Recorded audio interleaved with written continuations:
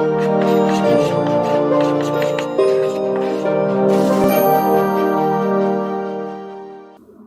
Friends, इस video में बात करते हैं कि कौन कौन से ऐसे सिस्टम्स होते हैं, अकाउंटिंग सिस्टम्स या लेखांकन प्रणालियां जिनको हम लोग यूज करते हैं। तो दो तरह के सिस्टम्स हैं, एक होता है द्विअंकन और एक होता है एकल अंकन। तो एकल अंकन को बोलते हैं सिंगल एंट्री अंकन, मतलब आप एंट्री कर रहे हो तो उसको बोल देते हैं क्या, सिंगल एंट्री। और ये होता है हमारा द्विअंकन, मतलब डुअल एंट्री। ठीक है, ये जो भी पॉइंट्स लिखे हैं यही बहुत रेलिवेंट है, आप चाहे तो डायरेक्टली नोट कर लें और इनको एक एक करके समझते हैं। आसान है, हम लोग पहले भी थोड़ी थोड़ी बात इसके बारे में कर चुके हैं। सबसे पहले तो आप ये समझ लो यार, एकल अंकन जो है ना वो प्रणाली, उसको कहना ठीक ही नहीं है, ये प्रणाली है ही नहीं। वास्तव में ये किसी प्रणाली का ना होना है। ठीक है, जैसे बचपन में हम लोग को कोई हिसाब किताब लिखना होता है ना, तो जैसे हम लोग एकदम बेसिक तरीके से हिसाब किताब लिखना स्टार्ट करते हैं, वो कोई सिस्टम नहीं है। सिस्टम क्यों नहीं है? सिस्टम का मतलब क्या होता है? सिस्टम का मतलब होता है कि जिसमें कौन कौन से पक्ष हैं, सारे पक्षों को कवर किया जा रहा हो, जिसमें गलती ना हो सके, गलती हो पाए तो उसको ठीक किया जा सके, वो एक सिस्टम होता है। यहाँ पर आप अगर अपने मन से ऐसे हिसाब किताब बना रहे हो तो उसमें बहुत सारी जगह पर गलती होगी, आप पकड़ भी नहीं पाओगे। ठीक है, तो वो क्या है, वास्तव में किसी प्रणाली का ना होना है। तो वैसा कुछ होता है हमारा एकल अंकन प्रणाली में।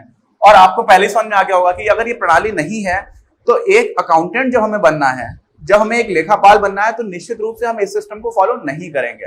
ठीक है, तो इस सिस्टम को फॉलो नहीं किया जाता है लेखांकन में। ठीक, अब इसको थोड़ा सा बताएंगे कि कहां पर होता है, कहां पर नहीं होता है। सबसे इंपॉर्टेंट जो अपना मेन सिस्टम लोग फॉलो करते हैं वो है द्विअंकन प्रणाली। क्या होती है ये? इसमें बात ये होता है कि अभिलेखन की द्विपक्षीय संकल्पना पर आधारित है। किस चीज का अभिलेखन होता है यार? लेन और देन का होता है। अब देखो, लेन देन का मतलब क्या होता है? इंग्लिश में बोलते हैं ट्रांजैक्शन, और हिंदी में तो इतना अच्छा नाम है इसका, लेन देन। मतलब आप कुछ ले रहे हो तो कुछ दे रहे हो, है ना।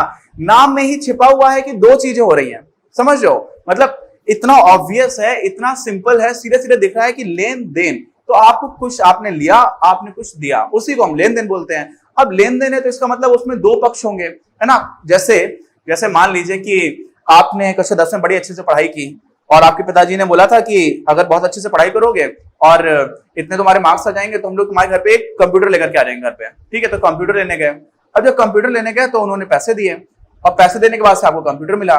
तो जब आपने पैसे दिए तो आपने दे दिया और लिया क्या? कंप्यूटर। तो हर तरह का, कुछ भी सब्जी लेने जा रहे हो और आप पैसे दे रहे हो, सब्जी ले रहे हो, ट्रांजैक्शन में दोनों चीजें इन्वॉल्व हो रही होती हैं। ऐसे ही आप व्यवसाय के दृष्टिकोण से देखोगे तो भी कोई भी चीज जो ट्रांजैक्शन हो रहा होगा किसी भी तरह का, उसमें दो पक्ष तो इन्वॉल्व होते ही हैं। तो इसमें क्या हो जाता है, अब दो पक्ष इन्वॉल्व है।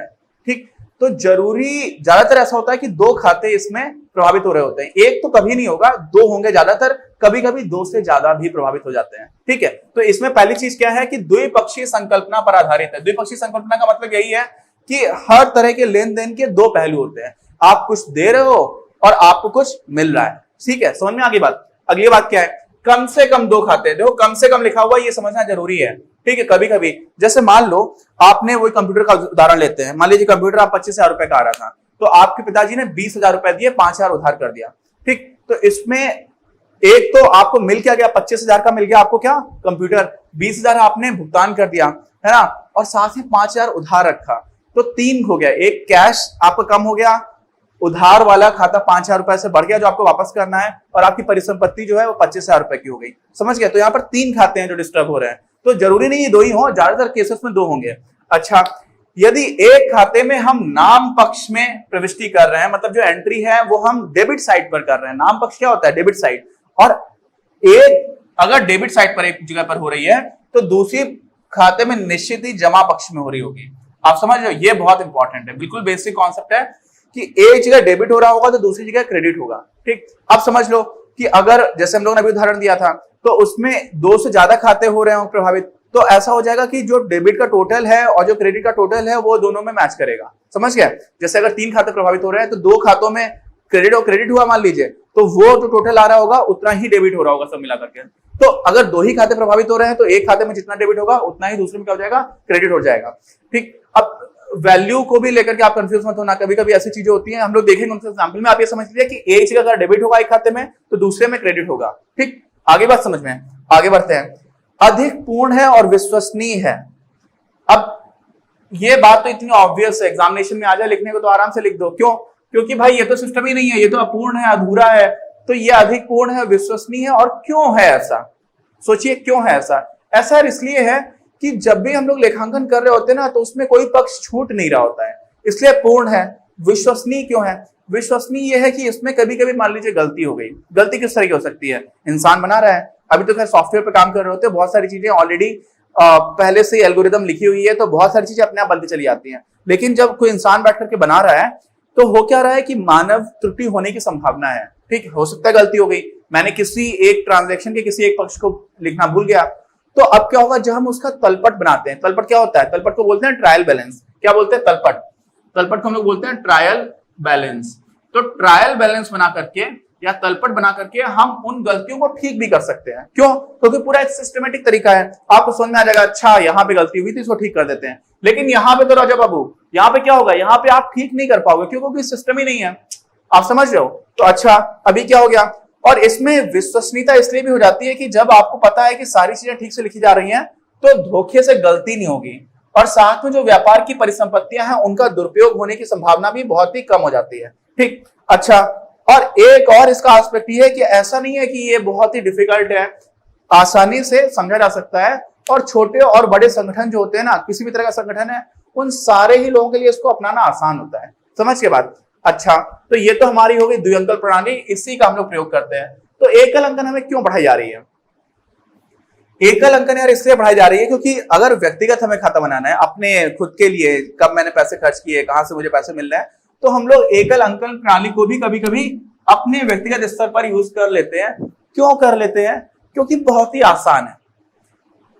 किसी की बहुत छोटी सी दुकान है ना, अब उसको बिल्कुल भी, उसने बहुत कम पढ़ाई लिखाई कर रखी है, सिर्फ उसको जोड़ना घटाना आता है, क्यों सोचेगा वो? उसका बिजनेस ही इतना बड़ा नहीं है, उसको इस एक्टिविटी में बिल्कुल दिमाग ही नहीं लगाना है। तो ऐसी जगह के लिए क्या हो जाती है? ये बहुत ही सरल होती है। सबसे बड़ी इसकी जो खासियत है वो क्या है? कि अत्यधिक सरल है। लोचपूर्ण का मतलब है जैसे आपका मन में आया वैसे आप लिख सकते हो, फ्लेक्सिबिलिटी है मतलब, है ना। लेकिन समस्या क्या है कि त्रुटिपूर्ण भी होती है। गलती हो गई तो आप पकड़ नहीं पाओगे, है ना। तो त्रुटिपूर्ण भी हो जाती है, इसकी संभावना बहुत रहती है।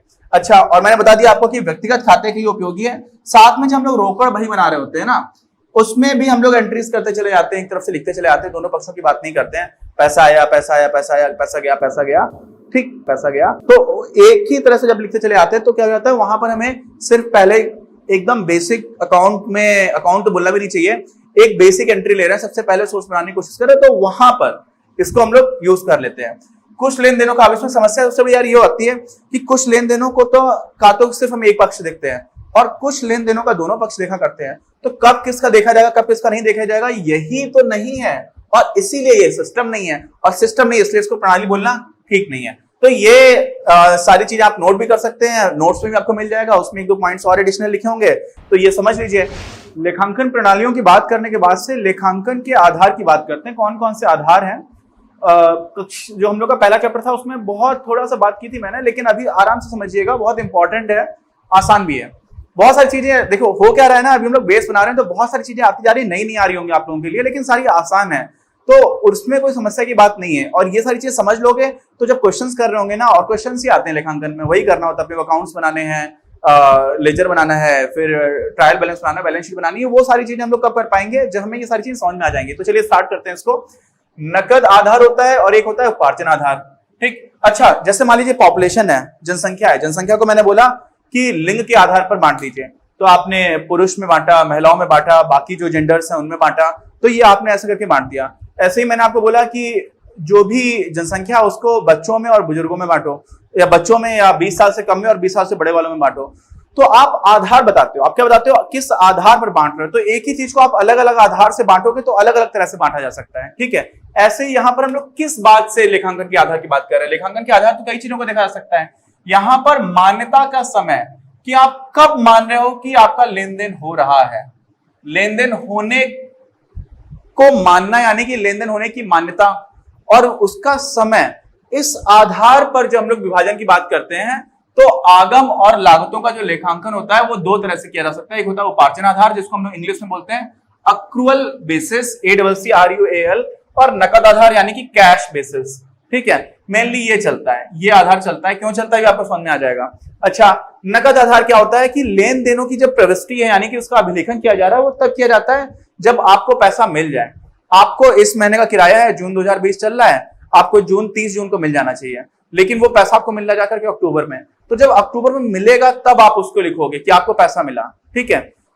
इसका मतलब क्या हुआ कि मिलना तो आपको आज चाहिए था, आपका वैधानिक अधिकार है कि 30 जून को आपको पैसे मिल जाने चाहिए। इस महीने जून में मिल रहा है आपको अक्टूबर में, तो नगद आधार कहता है कि जब आपको नगद मिल रहा है तब मानो, जब आप नगद किसी को दे रहे हो तब मानो। और उपार्जन आधार बोलता है कि नहीं, आप समझो कि देय क्या है और प्राप्य क्या है। प्राप्य मतलब जो आपको मिलना है, मिलना चाहिए। देय मतलब जो आपको देना चाहिए, ठीक। तो जिस दिन आपने महीने का रहना स्टार्ट किया, आप भले ही पैसे नहीं दे पाए किसी भी कारणवश, लेकिन आप उसको मानोगे कि आपने जून में ही भुगतान कर दिया। तो यहां पर क्या बात हो जाती है, यहां पर देखो लेन देनों की प्रविष्टि नगद प्राप्ति या भुगतान के समय। कब? जब आपको नगद प्राप्ति हो रही है, उन नाक की ना लिखा हुआ है, उनके देय या प्राप्य हो जाने पर। देय या प्राप्य कब हो जाता है? जब आपने किसी की सेवा यूज कर ली तो आपके लिए देय हो गया, आपने किसी को कोई वस्तु या सेवा दी तो उसके बदले आपको पैसे मिलेंगे तो आपके लिए प्राप्य हो गया, तो आपका वैधानिक अधिकार आ जाता है। और यहां पर क्या होता है, आगम व व्ययों को लेन देन के समय ही मानता, लेन देन के समय ही। लेन देन यहां पर क्या माना जाता है, जो आपका वैधानिक अधिकार है। आपने किसी को सामान दे दिया तो आपका मान लिया कि आपको पैसे मिल गए, ठीक है, मिलने चाहिए, आप उसको नोट कर लोगे। वो नहीं मिले तो उसको उधार खाता में डालेंगे, लेकिन हम ये नहीं करेंगे कि वो मिले ही नहीं है तो हम उसको लिखेंगे ही नहीं, ठीक। समझ के बाद अब यहां पर क्या होता है, बहुत ध्यान से समझिएगा, नगद प्राप्ति या फिर नगद भुगतान। एक तो ये चीज हो गई, आपको नगद मिल रहा है या आप नगद भुगतान कर रहे हो, एक ये चीज हो गई। दूसरी चीज क्या हो गई, नगद प्राप्ति या नगद भुगतान का अधिकार। समझ लो, तो आपको नगद मिल रहा है या फिर नगद प्राप्ति और नगद भुगतान का आपको अधिकार है।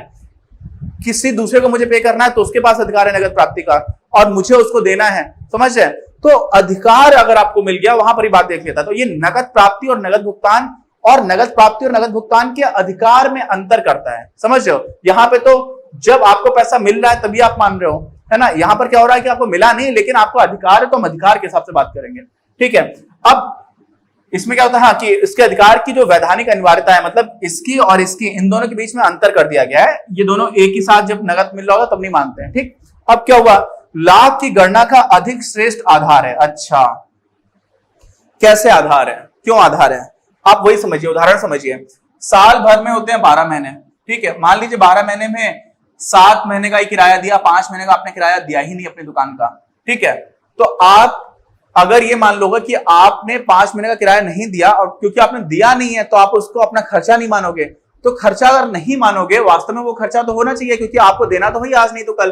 तो अगर आपने दिया नहीं है और आप साल भर में उस खर्चे को जोड़ नहीं रहे हो, तो अपना लाभ ज्यादा कैलकुलेट कर दोगे।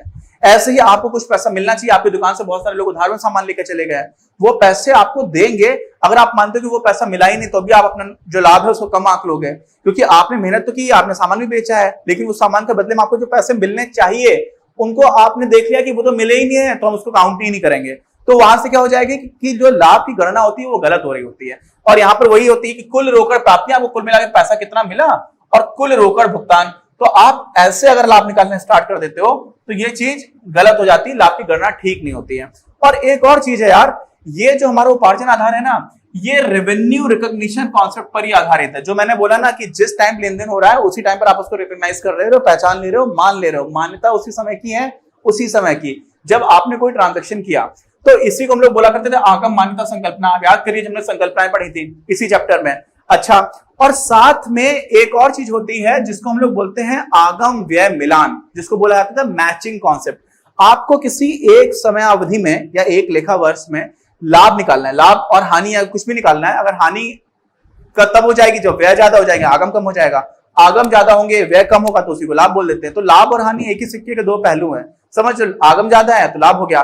तो आगम और व्यय मिलान संकल्पना में क्या था कि आपको एक ही समय अवधि में मिलान करना होता है। क्या करना होता है? एक ही समय अवधि में। तो आपको जो जो मिलना चाहिए और आपको जो जो देना चाहिए, उन सबको आप जब काउंट करते हो तो आपको लाभ और हानि मिलता है। वो सही तरीका है, वो श्रेष्ठ तरीका है, क्योंकि आपने वो सारी चीजें क्या की हैं, आपको उनका वैधानिक अधिकार मिल चुका है। भले ही वो पैसा नहीं मिला है, आपने भुगतान नहीं किया। तो हम लोगों ने लेखांकन प्रणालियां देख ली इस वीडियो में, हम लोगों ने लेखांकन के आधार भी देख लिए, किस आधार पर, मान्यता के समय के आधार पर। ठीक है, तो आगे अपने इसी चैप्टर को कंटिन्यू करेंगे।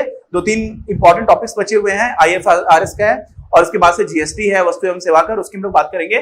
बाकी मिलते हैं अगले वीडियो में। नोट्स आपको बोर्ड से भी बना सकते हो, काफी ठीक से लिखा हुआ है और नोट्स आपको वैसे ही मिल जाएंगे। और प्लीज सब्सक्राइब करो यार चैनल आप लोग कई लोग सब्सक्राइब कर रहे हैं, बट बहुत सारे लोग वीडियो देख रहे हैं तो सब्सक्राइब नहीं कर रहे हैं। तो क्यों नहीं कर रहे हो यार, आप ही के लिए सारी मेहनत हो रही है। ठीक है, मिलते हैं हम लोग अपने अगले वीडियो में। अपनी क्लास का उद्देश्य आप सभी के लिए आप ही की भाषा में गुणवत्तापूर्ण शिक्षा उपलब्ध कराना है। कक्षा 12 तक के सभी प्रमुख विषयों पर हम वीडियोस बना रहे हैं और कुछ विषयों पर वीडियोस आपके अपने चैनल अपनी क्लास की ही अन्य प्लेलिस्ट पर अपलोड भी हो चुके हैं। ज्ञान के प्रकाश से देश को सशक्त बनाने के हमारे इस प्रयास में इस चैनल को सब्सक्राइब करके और लोगों के साथ शेयर करके अपना बहुमूल्य योगदान जरूर दें। बढ़ेगा इंडिया तो बढ़ेगा इंडिया।